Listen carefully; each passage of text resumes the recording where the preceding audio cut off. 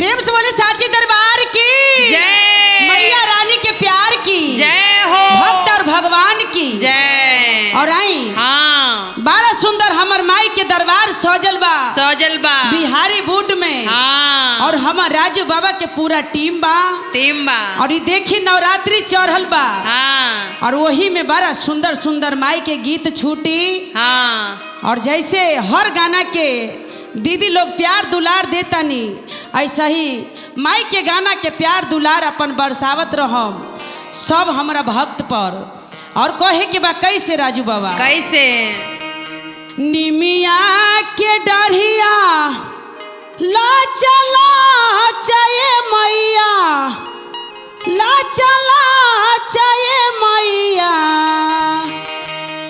कि मैया मोरी मांगे हो लगले सोना माँ के झुलुआ ये मैया कि मैया मोरी मांगे हो लगले सोना माँ के झुलुआ ये मैया। मैया मोरी मांगे हो लगले सोना माँ के झुलुआ ये मैया। निमिया के गछिया ला चला जय मैया ला चला जय मैया कि मैया मोरी मांगे हो लगले सोना माँ के झुलुआ ये मैया। हे मैया मोरी मांगे हो लगले सोना माँ के झुलुआ ये मैया। हे मैया मोरी मांगे हो लगले सोना माँ के झुलुआ ये मैया। और कैसे कहे के जय हो।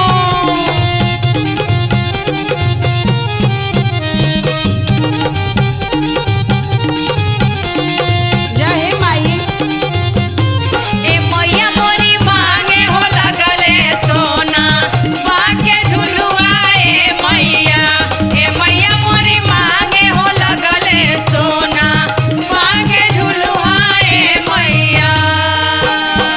और कैसे कहे के माई के कैसे दरबार हो में कैसे हमारो जे बेटा बगरीब ये मैया हो गरीब ये मैया कि मैया मोरी कहाँ माँ से लाई सोनामा के झुलुआ ये मैया। ए मैया मोरी कहाँ माँ से लाई सोनावा के झुलुआ ए मैया। ए मैया मोरी कहाँ माँ से लाई सोनावा के झुलुआ ए मैया। जय हो।